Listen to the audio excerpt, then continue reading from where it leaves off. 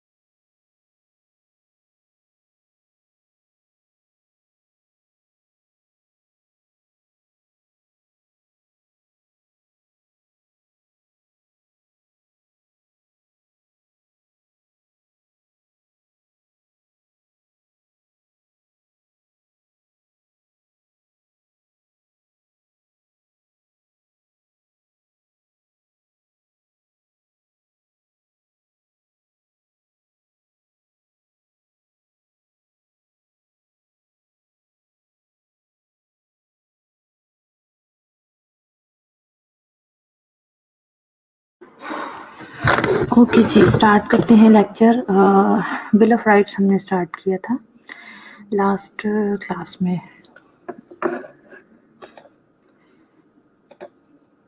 आपको डेफिनेशन पढ़ाई थी कि राइट्स बेसिकली होते क्या हैं।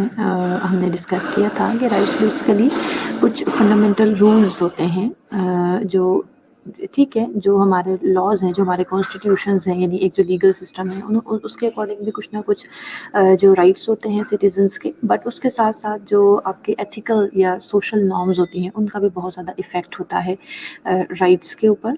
और बिल ऑफ राइट यही था कि जब हम एक उसको डिक्लेरेशन फॉर्म में राइट डाउन कर देते हैं तमाम राइट्स को, that document is called the bill of rights. जिस तरह से किसी भी सिटीज़न के कुछ राइट्स होते हैं, और ये बेसिकली इसलिए होते हैं कि चाहे वो गवर्नमेंट हो या सिटीज़न हो, उनकी जो पावर है उसको हम लिमिट कर सकें, कोई किसी के लिए नुकसान, मतलब कोई किसी को नुकसान ना पहुंचाए। उसके बाद जो हमारा सब्जेक्ट है, ज़ाहिर है we are studying nursing ethics, तो बेसिकली बिल ऑफ राइट्स हमने जो डिस्कस करना है वो पेशेंट के बिल ऑफ राइट को हमने डिस्कस करना है। ये भी आपको बता दिया था कि बेसिकली जो पेशेंट्स के बिल ऑफ राइट हैं वो सबसे ज़्यादा इंपॉर्टेंट बायोएथिकल स्टेटमेंट है, क्योंकि आजकल जिस तरह से रिसर्चेज हो रही हैं, बहुत ज़्यादा ज़्यादा हमारी जो हेल्थ सिस्टम है वो चेंज हो रहा है डे बाय डे, तो सबसे ज़्यादा जो राइट्स जो है कॉम्प्रोमाइज़ हो रहे हैं वो हमारे पेशेंट्स के राइट्स कॉम्प्रोमाइज़ हो रहे हैं। तो उसके लिए अगर एक रिटन फॉर्म में राइट्स जो हैं, बिल ऑफ राइट, वो मौजूद होगा और सबको पता होगा, पेशेंट्स को और इवन हेल्थ केयर प्रोवाइडर्स को पता होगा क्या सही है क्या गलत है, तो ऑब्वियसली इस तरह से हम अपने पेशेंट्स के राइट्स को सेव कर सकेंगे, पेशेंट खुद भी अपने राइट्स को सेव कर सकेगा। फिर आपके साथ ये डिस्कस हुआ था कि पेशेंट के 2 टाइप के राइट्स होते हैं, मॉरल राइट्स या फिर एथिकल राइट्स जिन्हें कहते हैं, और दूसरे होते हैं लीगल राइट्स। जिस तरह से डेफिनेशन में हमने पढ़ा कि कुछ लीगल रूल रेगुलेशन के अकॉर्डिंगली जो है वो राइट्स होते हैं, और सेकेंडली हमने पढ़ा कि एथिकल या मॉरल राइट्स होते हैं। सेम इसी तरह से हमारे पेशेंट के भी दोनों जो कैटेगरीज हैं उनसे रिलेटेड उनके कुछ राइट्स हैं और उनका हमें ऑब्वियसली ख्याल रखना होता है। पर्पस क्या है एग्जीक्यूशन ऑफ, मुझे एग्जैक्ट याद नहीं आ रहा कि हमने आई थिंक पर्पस ही पढ़ रहे थे हम, exactly purpose of execution patients bill of right, ये डिस्कस हो रहा था कि जो पेशेंट के बिल ऑफ राइट्स हैं, ठीक है, हमने रिटन फॉर्म में बना लिए, लेकिन अब उनका एग्जीक्यूट भी तो करना है ना। सिर्फ और सिर्फ चीज़ों को लिख कर किताबों में रख देना, फाइलों में रख देना तो हमारा मकसद नहीं है, हमने उसे एग्जीक्यूट भी करवाना है। तो उसका मकसद क्या है एग्जीक्यूशन का, एग्जीक्यूट करवाने का रीज़न क्या है? To make aware of the patient's right to use them appropriately when needed. सबसे पहले तो पेशेंट के लिए ये हेल्पफुल हो जाएगा कि पेशेंट को अपने राइट के बारे में पता होगा, तो अवेयरनेस होगी तो जाहिर है वो अपने राइट्स को प्रॉपर्ली अप्रोप्रिएटली यूज़ कर सकेगा। इसके अलावा अपने पेशेंट की डिग्निटी को और उसकी रिस्पेक्ट को इंश्योर करता है हमारा जो बिल ऑफ राइट है, और जाहिर है अगर आप अपने पेशेंट की डिग्निटी को मेंटेन रखेंगे, उसे रिस्पेक्ट देंगे, तो अल्टीमेटली पेशेंट की सेल्फ इस्टीम हाई होगी। इसके अलावा जब आप पेशेंट के राइट्स को फुलफिल करेंगे तो आपका पेशेंट ज़रूर आपके साथ कोऑपरेट करेगा। हेल्थ केयर सिस्टम में जितनी भी जो रिक्वायरमेंट होती है पेशेंट के एंड से, वो उसके लिए आपकी तरफ विलिंगनेस शो करेगा। इसके अलावा बेटा ये भी हम डिस्कस कर चुके थे कि ये लीगली प्रोटेक्ट कर देता है दोनों तरफ से, पेशेंट को भी और हेल्थ केयर प्रोवाइडर को भी, क्योंकि जब आपको मालूम होगा कि ये मेरी रिस्पॉन्सिबिलिटीज़ हैं, ये मेरे पेशेंट के राइट्स हैं, तो आप उसके अकॉर्डिंगली काम करेंगे। जब आप उसके अकॉर्डिंगली काम करेंगे तो आपको कोई भी लीगली सू नहीं कर सकेगा। To provide the patient trust, faith, and confidence towards the healthcare provider, this is really self-explanatory. To help the patient in decision making regarding the treatment provided, to keep the records of the patient confidential and exercise privacy while performing any procedure for the clients, to help coordinate with hospital rules and regulations, to help ensure and continue the treatment as per the patient interest and beliefs, to help the patient analyze about the available health resources and their utilization. ये तमाम जाहिर है patient के rights ही हैं, तो patient के जो rights हैं जैसे कॉन्फिडेंशियलिटी मेंटेन रखना, उनकी प्राइवेसी मेंटेन रखना, और जी रूल एंड रेगुलेशन को फॉलो करना और करवाना, तो जाहिर है ये वो सारी चीज़ें हैं जो पेशेंट के राइट्स हैं। अगर आप इनका ख्याल रखेंगे तो अल्टीमेटली जब इनकी एग्जीक्यूशन की जाएगी तो आपका पेशेंट भी आपके साथ इन सारी चीज़ों की इम्प्लीकेशन में जो है आपकी हेल्प करेगा, आपके साथ कोऑर्डिनेट करेगा। चीज़ें सेल्फ एक्सप्लेनेटरी हैं, फिर भी कोई बात नहीं, आपको अगर किसी भी स्लाइड में किसी जगह पे नहीं समझ आ रही तो आप मुझसे क्वेश्चन कर सकते हैं। Patient bill of right in a tertiary health care facility, जो एक यानी बड़े हॉस्पिटल्स होते हैं, टीचिंग हॉस्पिटल्स होते हैं, टर्शरी हेल्थ केयर सिस्टम होते हैं, तो उसमें हम ये देख लेते हैं कि पेशेंट के क्या बिल ऑफ राइट्स हैं, क्या कौन कौन से राइट्स हैं जो उसके अंदर इंक्लूड होते हैं। The bill of right allow the patient to their rights including the following: Right to admission. A patient has the right to know about the admission details in the outpatient department. If the patient wants to know about the procedure of the OPD, the nurse should clearly explain the details and make him or her comfortable. The patient should be free from stress throughout his or her hospitalization. जी जनाब, right to admission, ये patient का right है कि अगर वो OPD में checkup करवाना चाहता है तो उसको ओपीडी से रिलेटेड तमाम डिटेल्स नर्स प्रोवाइड करें। इसी तरह से अगर उसको ओपीडी में एडमिशन लिख के दे दिया गया है तो ये भी नर्स की रिस्पॉन्सिबिलिटी है कि पेशेंट को तमाम डिटेल्स समझाएं कि जी अब आपका एडमिशन हो गया है। हर हॉस्पिटल की अलग अलग पॉलिसीज़ होती हैं, तो ये उसका राइट भी है कि उसे एडमिट किया जाए हॉस्पिटल में, और ये नर्सेस की रिस्पॉन्सिबिलिटी भी है कि उसे तमाम डिटेल्स भी समझाएं कि जी अच्छा एडमिशन लिख दिया है तो अब आपने कौन से काउंटर पे जाना है, मतलब अमाउंट के बारे में उन्हें बताइए। जैसे होता है ना डिफरेंट जनरल वार्ड अवेलेबल हैं, प्राइवेट वार्ड अवेलेबल हैं, उन सब के चार्ज अलग अलग होते हैं, वो सारी अवेलेबिलिटीज़ आप उन्हें बताइए, क्योंकि ज़रूरी नहीं है हर कोई हर चीज़ को अफोर्ड कर सके। आपके पास जितने ऑप्शंस हैं, वेलफेयर का ऑप्शन मौजूद है, जो भी ऑप्शंस है आप उनको अकॉर्डिंगली वो सारी चीज़ें उनको एक्सप्लेन करें। ज़ाहिर है जब आप सारी चीज़ें उन्हें एक्सप्लेन कर देंगे तो उनके लिए बहुत ईजी हो जाएंगी ये सब चीज़ें। और जब अगर पेशेंट आपका एडमिट हो चुका है हॉस्पिटल में, तो this is also your responsibility कि आप अपने पेशेंट को स्ट्रेस फ्री रखें। और देखिए सबसे ज़्यादा जो एक आसान मेथड होता है पेशेंट को स्ट्रेस फ्री रखने का, वो होती है अवेयरनेस। अगर पेशेंट जो होते हैं वो ज़्यादातर और आपका एटीट्यूड, जो हेल्थ केयर प्रोवाइडर्स होते हैं उनके एटीट्यूड से बहुत ज़्यादा पेशेंट जो है स्ट्रेस में आ जाते हैं, और उसके अलावा अगर उन्हें कंप्लीट डिटेल किसी चीज़ के बारे में मौजूद नहीं होती तो भी वो स्ट्रेस में आ जाते हैं। फिर बेटा जी इन पेशेंट डिपार्टमेंट है, when a patient is admitted in the ward he और she should be informed about the details of care to be given to him और her as a checklist for patient's verification. The patient should be informed in advance regarding the nursing procedures, who will be the nurse, etc. Informed consent is an important legal documentation of the patient's right wherein the patient is informed clearly both orally and in writing about the procedure to be performed and signature obtained from the patient or his or her spouse, parents or family member. Inpatient department is also the right of the patient. So patient admit हो गया है तो nurse की responsibility है उसको जो भी care provide करनी है, लाइक उसको कौन सी मेडिकेशन जा रही है, क्यों जा रही है, और प्लस डिफरेंट प्रोसीजर्स हमने पेशेंट के ऊपर परफॉर्म करने हैं। आइडियली तो खैर ये सिचुएशन है, लेकिन हमारे यहाँ ये चीज़ें फॉलो नहीं होती कि हम प्रॉपर किसी भी प्रोसीजर को परफॉर्म करने के लिए जो चेकलिस्ट यूज़ करते हैं, आपको स्किल्स लैब में प्रोसीजर सिखाने के लिए, आपको वार्ड साइड में प्रोसीजर्स परफॉर्म करने के लिए प्रोवाइड की जाती हैं, वो सारी चीज़ें पेशेंट के पास भी उसकी कॉपी अवेलेबल हो for the patient verification. But this is not the scenario at least applicable in Pakistan. But आप इतना ज़रूर करें कि अपने पेशेंट का ट्रस्ट डेवलप करें, अपने पेशेंट को कॉन्फिडेंट करें, अपने पेशेंट के जो भी नर्सिंग प्रोसीजर्स आपने परफॉर्म करने उन्हें एटलीस्ट शॉर्टली आप उन्हें एक्सप्लेन कर दें। और जो इन्फॉर्म कंसेंट बड़ी डिटेल में हम डिस्कस कर चुके हैं। सो इन्फॉर्म कंसेंट लीगल डॉक्यूमेंट है, ज़ाहिर है जो भी प्रोसीजर आपने परफॉर्म करना है ओरली और रिटन, जिस कंसेंट की भी ज़रूरत है आप वो उनसे कंसेंट लें और साइन करवाएं। उसके बाद है प्राइवेसी बेटा। A patient has the right to privacy which is a right that extends to all aspect of his और her care including care of his और her personal needs. Screen should be provided during physical examination and the body should not be exposed unnecessarily. Privacy हम सब जानते हैं this is the right of the patient, तो बहुत ज़रूरी है आप जब भी पेशेंट को उसकी केयर प्रोवाइड कर रहे हैं तो बहुत ज़रूरी है उनकी तमाम पर्सनल नीड्स का ख्याल रखना, उनकी प्राइवेसी का ख्याल रखना। कोई भी प्रोसीजर फिजिकल एग्जामिनेशन परफॉर्म कर रहे हैं आप स्क्रीन ज़रूर ड्रॉ करें, और इसके अलावा जिस बॉडी पार्ट को आपने एग्जामिन करना है उसके अलावा पूरा बॉडी जो है उसका वो किसी शीट के साथ कवर होना चाहिए। अननेसेसरी किसी भी बॉडी पार्ट को आपने एक्सपोज नहीं करना। मॉरल प्राइवेसी होती है बेटा, लीगल प्राइवेसी होती है। मॉरल प्राइवेसी क्या है? This is the right to take decisions on his और her own without the interference of other. Legal privacy है, this is the right to check on his or her own case sheet and reports and the right to choose the treatment method. Moral privacy में तमाम morality आ जाती है, moral values आ जाती हैं। जैसे अगर patient अपने डिसीजन करना चाहता है, जाहिर है कॉन्फिडेंशियलिटी से ही मिलती जुलती चीज़ होती है, आपको पता है लिंक है उसका प्राइवेसी के साथ। आपके जो पेशेंट है उन्होंने जो भी अगर उन्हें आप प्राइवेसी प्रोवाइड करें इन द सेंस कि जो भी उन्होंने डिसीजन मेकिंग करनी है कोई दूसरा शख्स उनके साथ इंटरफेयर ना करे। इफ़ ही और शी डोंट वांट कि कोई उसके साथ इंटरफेयर करे तो उसे नहीं करना चाहिए। ये उसका मॉरल प्राइवेसी, उसका राइट है कि वो अपने डिसीजंस को अपनी हद तक रखे विदाउट एनी इंटरफेरेंस। वो अपना डिसीजन जो है वो प्रॉपर्ली टेक करें।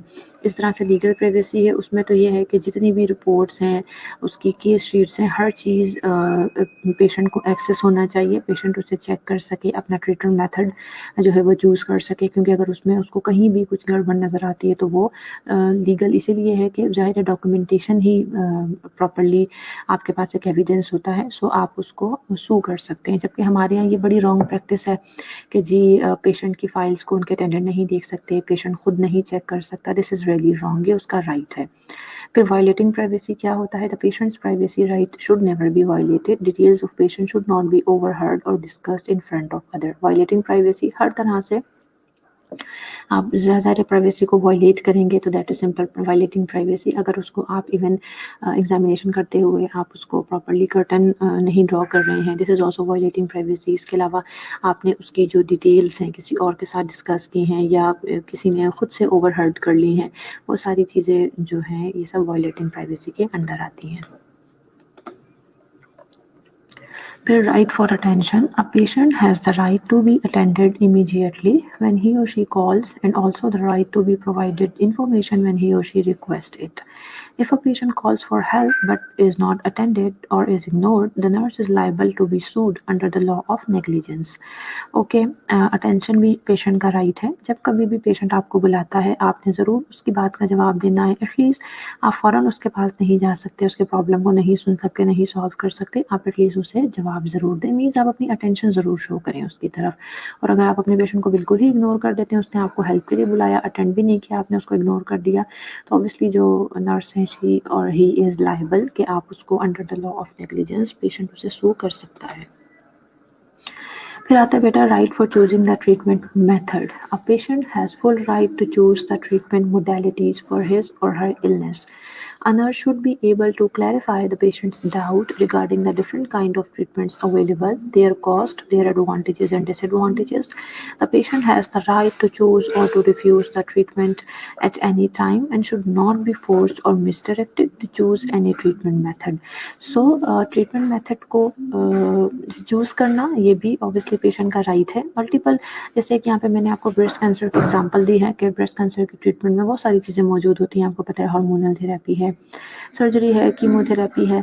अब obviously it will depend upon the scenario, it will depend upon the situation of the patient, but ऐसा नहीं है कि आप खुद से डिसीजन ले लेंगे, ये आपके पेशेंट का राइट है। आप उसके सामने मल्टीपल चॉइसेस रख दें, आप उसके एडवांटेज डिसएडवांटेज, उस पर कॉस्ट कितनी आएगी, उससे रिलेटेड पेशेंट के जो डाउट्स हैं उन्हें क्लियर करें, ये सारी इन्फॉर्मेशन अपने पेशेंट को दें और फिर पेशेंट की मर्जी है कि वो किस चीज़ को इन तमाम ट्रीटमेंट मेथड में से किस ट्रीटमेंट को चूज़ करता है। This is the right of the patient. हाँ, आप उन्हें गाइड कर सकते हैं लेकिन आप उन्हें मिसडायरेक्ट नहीं कर सकते, आप उन्हें फोर्स नहीं कर सकते, लेकिन आप उन्हें पॉजिटिवली ज़रूर गाइड कर सकते हैं, हेल्प आउट कर सकते हैं to choose the treatment method.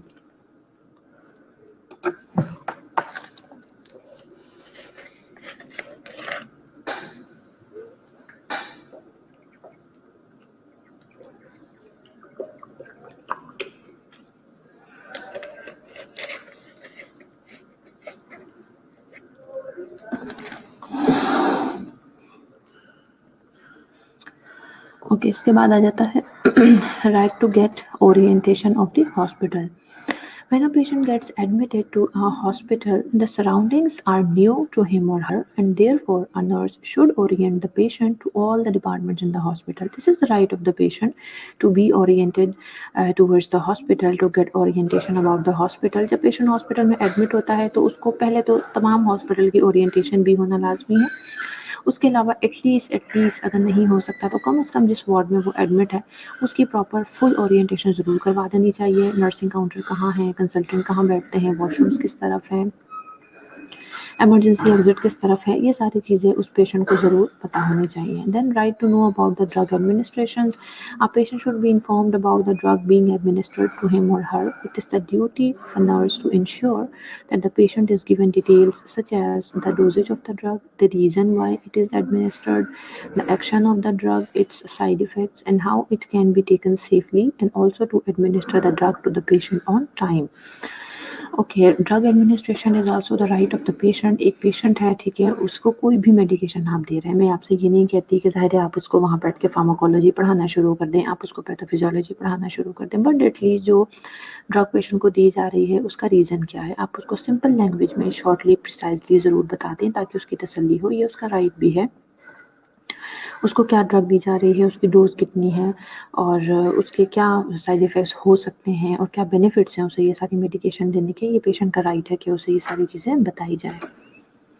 Then right to access documents. A patient has the right to access documents and reports when needed. Patient has the right to access the lab values and to know the normal and the reference range and also any deviation from the normal values. जो मैंने आपसे कहा यहाँ बड़ी ख़राब सी practice है हमारे country में कि कुछ हॉस्पिटल्स में कि पेशेंट को डॉक्यूमेंट की तरफ एक्सेस नहीं होता, मना कर दिया जाता है, and this is wrong.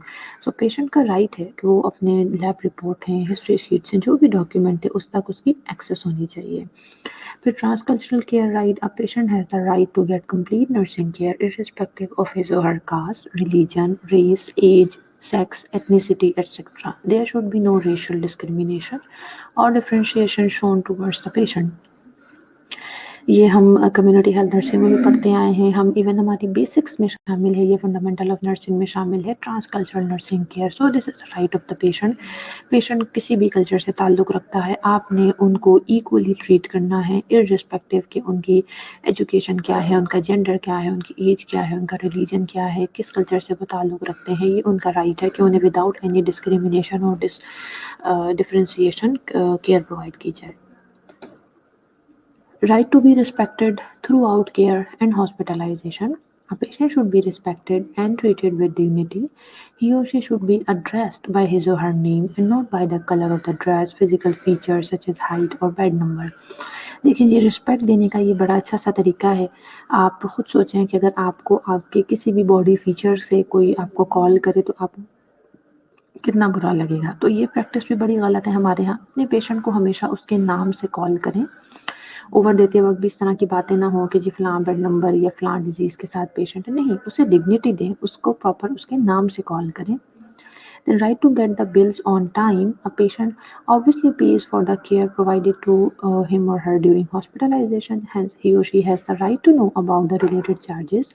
But some health institutions delay the settlement of bills. The amount should be informed prior so that the patient can be prepared to pay at the time of discharge.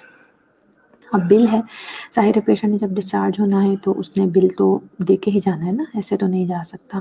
तो best method ये होता है कि साथ-साथ आप side by side अपने patient को inform करते रहें, या फिर ज़ाहिर है पता लग रहा होता है हमें जी, डॉक्टर ज़ाहिर है पेशेंट की कंडीशन को बता भी देते हैं और आपको खुद भी अंदाज़ा हो जाता है कि शायद कल तक पेशेंट डिस्चार्ज हो जाए। तो अगर हम प्रायर उन्हें बता देते हैं कि जी आपके बिल की इतनी सेटलमेंट बाकी है, तो उसमें ये फ़ायदा हो जाता है कि पेशेंट को अगर पैसे अरेंज करने या कुछ भी इस तरह है तो वो टाइमली पैसे वगैरह अरेंज कर लेता है और फिर वो टाइमली हॉस्पिटल से डिस्चार्ज हो जाता है। Right to complain. A patient has the right to express a complaint to the concerned hospital authorities about problems faced regarding treatment or care or regarding issues such as lack of respect. Every hospital should have an opinion box which is used to obtain the patient's feedback about the hospital procedures and the nursing care.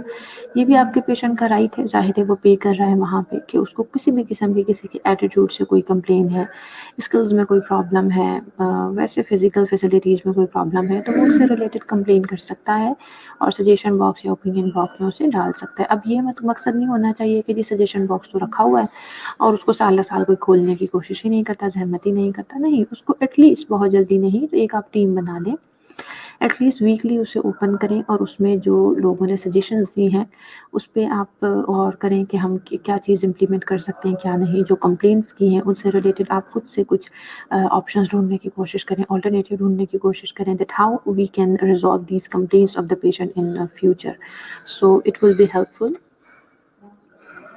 The right to get discharged at any time. A patient has the right to get discharged from the hospital at any time he or she wishes before the end of the treatment.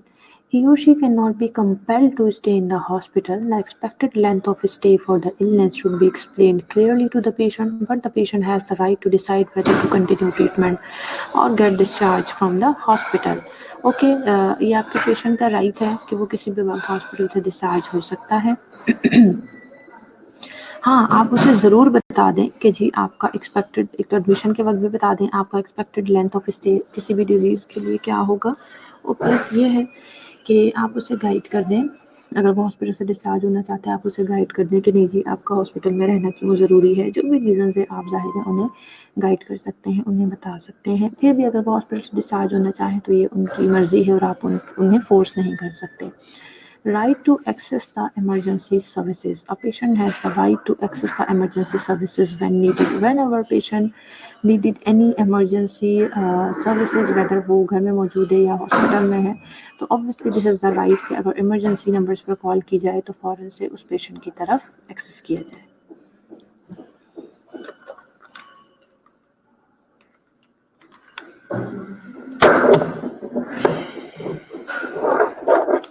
उसके बाद है right to access the available resources from the hospital. A patient should be informed about the available resources and their importance. For example, availability of the doctors, specialists, their arrival time, treatment details, etc.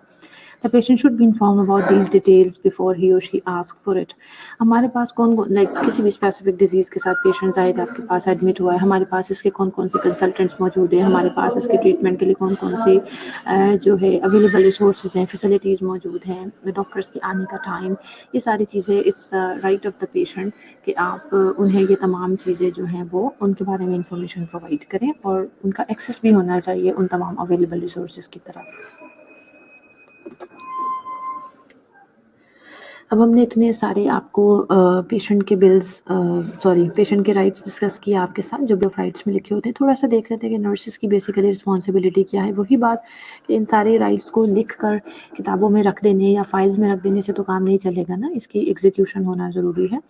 So nurses का role क्या है in implementing the patients bill of rights? The following are a nurses rights and responsibilities in implementing the patients bill of rights. Help the patient to understand about the patients bill of rights and its important. सबसे पहले अपने patient को help out करें, उससे बताएं कि ये bill of right है, उसके अंदर क्या क्या राइट्स हैं, उससे पता लगेगा आपके पेशेंट की अवेयरनेस जो है वो बढ़ेगी, उससे पता लगेगा क्या क्या उसके राइट्स हैं और उनकी इंपॉर्टेंस क्या है उसकी लाइफ में। Provide care equally to all patients without any discrimination based on race, color, religion, sex, nationality, disability, socioeconomic status, age. Provide respectful care in a safe and hygienic environment to all the patients. Then be always alert and prepared to attend to any kind of emergency. A patient in emergency should be treated immediately without any delay. Provide adequate needed information about the healthcare providers to the patient and orient the patient as to the details regarding the physician, the healthcare professional, and the hospital department in advance. Since the right of the patient to be informed should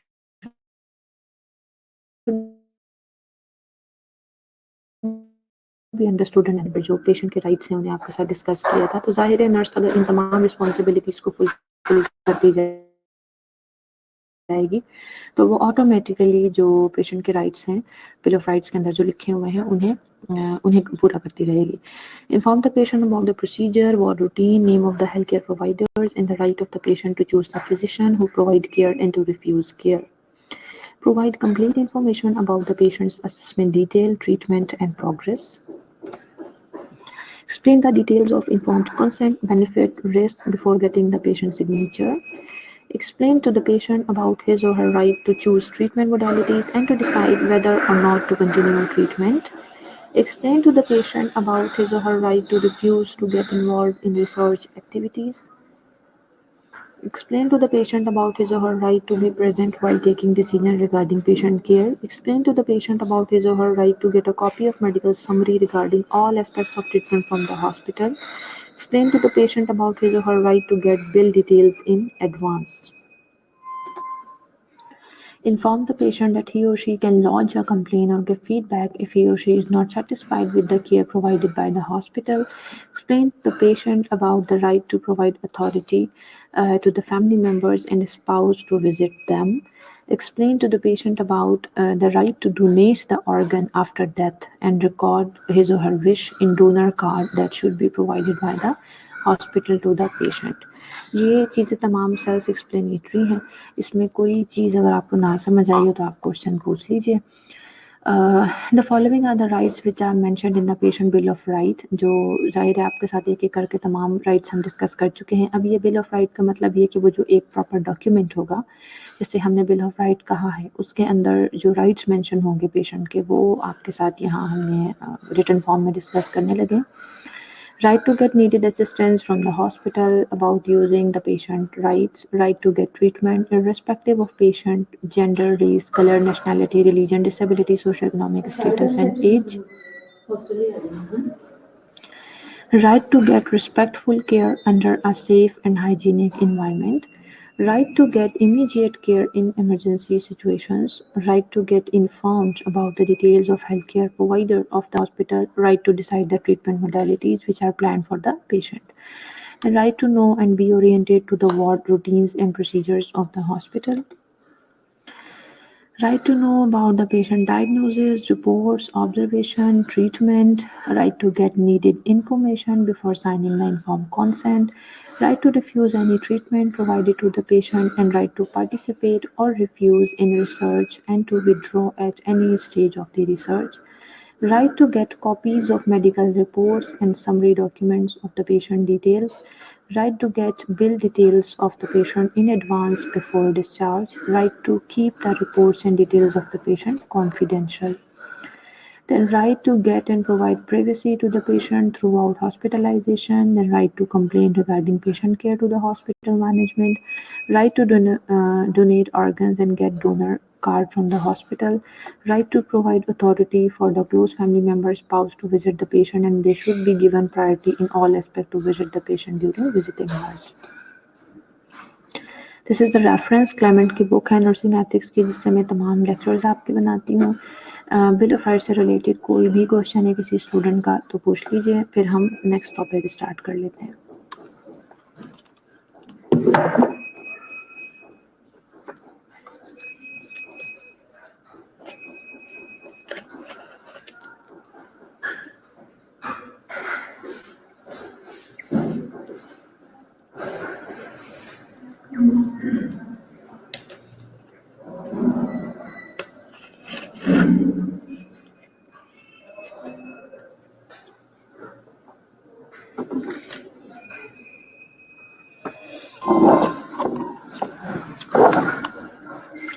जी बेटे, किसी का कोई question है bill of rights से related, या फिर next topic start कर लें?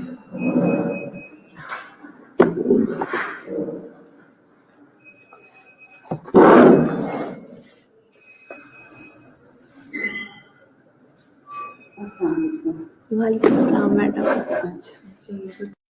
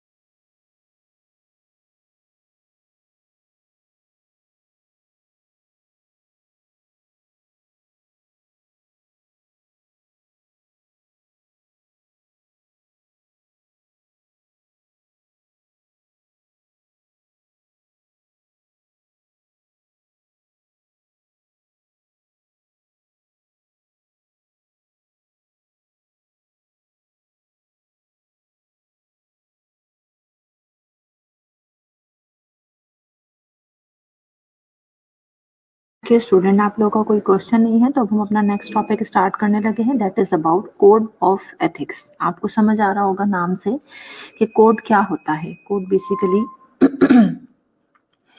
हम कह सकते हैं सिंपल, जो हमारे लॉज होते हैं, प्रिंसिपल्स होते हैं, उनको हम जिस तरह से रिटन फॉर्म में लिखते हैं, they are basically called the codes के वो कौन-कौन से सिचुएशंस हैं या वो कौन-कौन से कहना चाहिए सिनेरियोज़ हैं, प्रोटोकॉल्स हैं which are acceptable while we are providing care to our patients. Detail में देख लेते हैं कोड ऑफ एथिक्स को। ऑब्जेक्टिव्स देख लें सबसे पहले। We will define code of ethics and ethical principles, then we will discuss what are the purposes of code of ethics, then we will enlist the function and elements of ethical code, then explain the code of ethics by which are given by ICN, International Council for Nurses, and Pakistan Nursing Council. Then we will compare कि ICN ने जो code of ethics दिए हैं और हमारे जो Pakistani nursing council ने जो कोड ऑफ एथिक्स बनाए हैं उनके दरमियान जाहिर है उनके दरमियान कंपेटेबिलिटी होना ज़रूरी है, सिमिलैरिटीज़ होना ज़रूरी है, बिकॉज ICN को हम फॉलो करते हैं और उसी के अकॉर्डिंगली फिर जो डिफरेंट कंट्रीज़ हैं उनके अपने रीजनल कोड ऑफ एथिक्स बनते हैं। Then we will discuss that what is the application of code of ethics in clinical setting, किस तरह से हम अपनी जो clinical settings हैं उसके अंदर इन codes को apply कर रहे हैं, and nursing pledge का क्या relation है code of ethics के साथ, कोई बीच में similarities हमें नज़र आती है या नहीं। डिफिनेशन देख लेते हैं कोड होता क्या है। A code is a set of rules about how people should behave और about how something must be done. जो मैंने अभी आपको पहले बताया था कि जो हमारा मतलब क्या हमें करना है क्या नहीं करना चाहिए उसे रिटन फॉर्म में हम अगर राइट डाउन कर देते हैं तो दैट इज बेसिकली कोड। यही चीज़ है कि कोड जो है हमारे रूल्स का एक सेट है, सेट ऑफ रूल्स है, यानी एक पूरा डॉक्यूमेंट है जिसमें ये सब लिखा हुआ होता है कि हमें किस तरह से बिहेव करना चाहिए और about how something must be done, यानी कोई भी हमारा जो बिहेवियर है। मैं आपको बार बार एग्जांपल्स पेशेंट्स के पॉइंट ऑफ व्यू से इसलिए देती हूँ बिकॉज हम नर्सिंग एथिक्स का सब्जेक्ट पढ़ रहे हैं, बाकी ये आपकी लाइफ में हर ऑर्गेनाइजेशन में हर फील्ड में इसी तरह से चीज़ें बहुत सारी, जैसे कॉन्फिडेंशियलिटी है, इन्फॉर्म कंसेंट है, एथिक्स हैं ओवरऑल, या कोड्स की बात करें तो ये हर जगह पे एप्लीकेबल हैं, अप्लाई होते हैं। सो कोड बेसिकली क्या हो गया कि ये बेसिकली हमारे रूल्स का सेट है कि हमें किस तरह से बिहेव करना है अपने पेशेंट्स के साथ।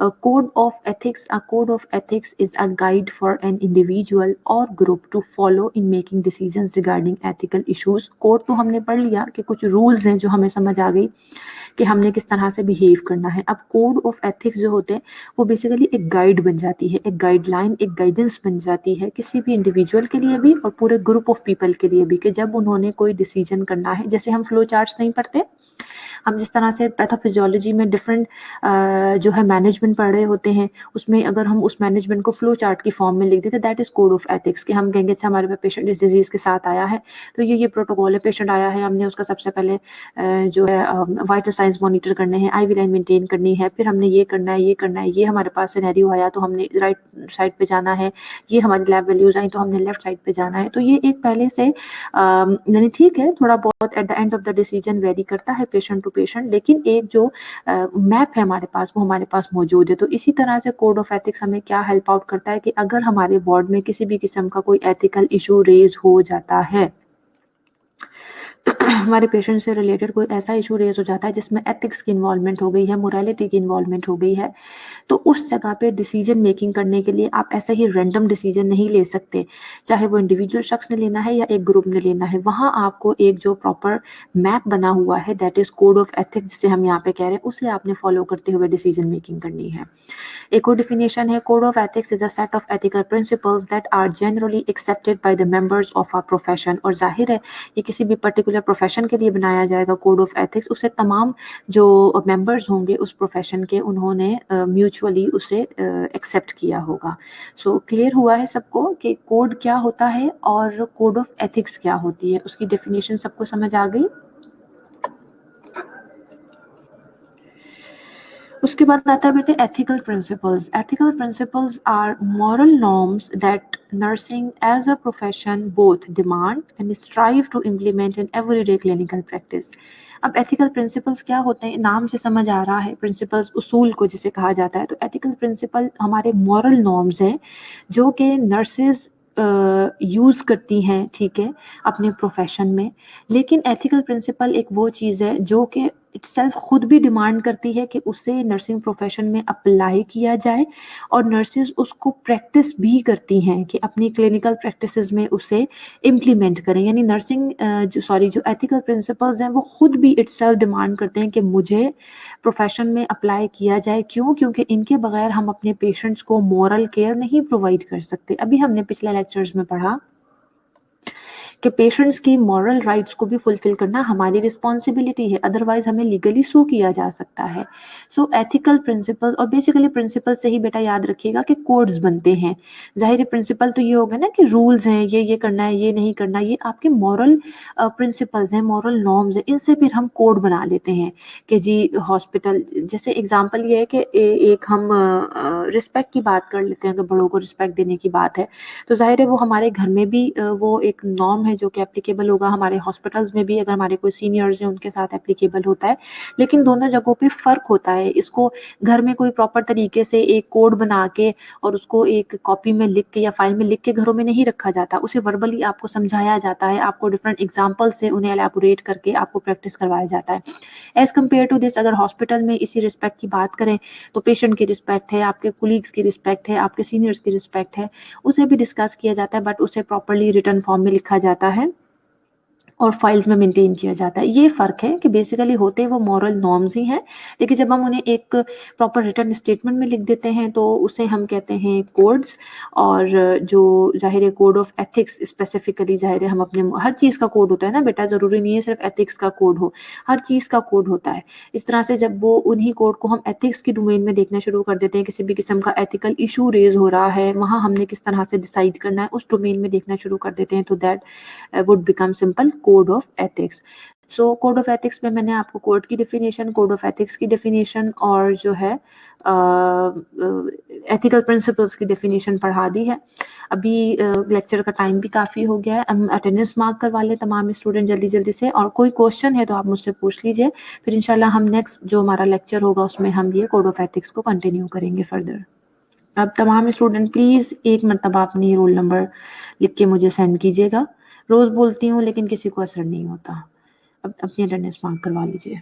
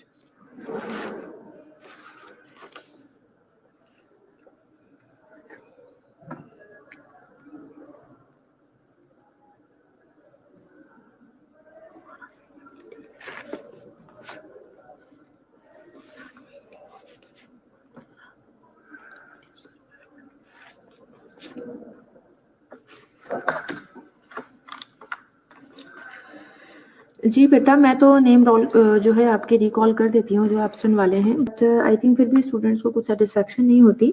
एक-एक स्टूडेंट 10-10 मर्तबा अपने नेम जो है राइट डाउन करके मुझे अटेंडेंस मार्क करवाते हैं। आई डोंट नो क्या रीज़न है, क्यों नहीं समझ आता आप लोगों को?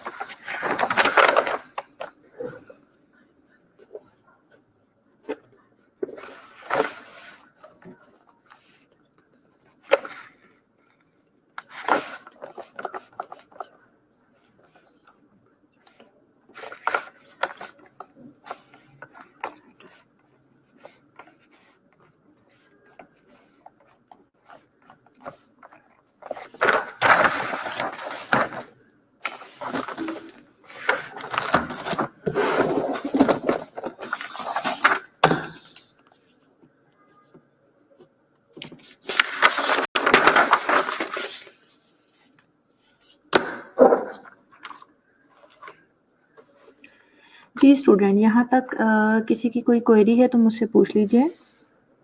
राबिया और जेनेट और महानूर इस वक्त आ रहे हैं आप लोग? कितनी देर से मैं अटेंडेंस के लिए कॉल कर रही हूँ, कहाँ थे सब? जेनेट, आप लोगों की अटेंडेंस नहीं मार्क हुई थी, कहाँ थे सब गायब? जिस टाइम कहती हूँ मुझे लगता है आप लोग ऑनलाइन होके उसके बाद गायब हो जाते हैं, बस ऐसे ही है ना? फिर लास्ट 5 मिनट में आ जाते हैं। जेनेट तो खैर मेरी क्लास में होती हैं, राबिया भी, महानूर, लेकिन ये मुझे नहीं समझ आता, अटेंडेंस के टाइम आप ज़्यादा नज़र आ रहे होते हैं, उसके अलावा मुझे नज़र नहीं आते। क्या रीज़न क्या है इस बात का? जेनेट, महानूर और तीसरा कौन आया था? अच्छा जी, जेनेट की अटेंडेंस, महानूर, राबिया, महानूर,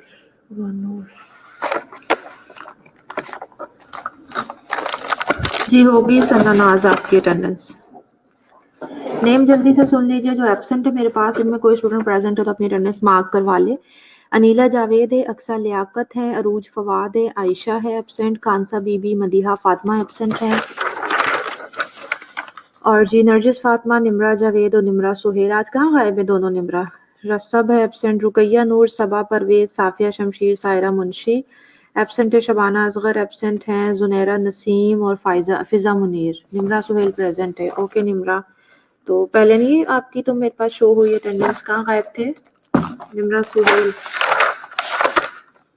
नवंबर है ना, निमरा निमरा निमरा सुहेल, ठीक है निमरा आपकी अटेंडेंस हो गई है। अक्सा तमसील,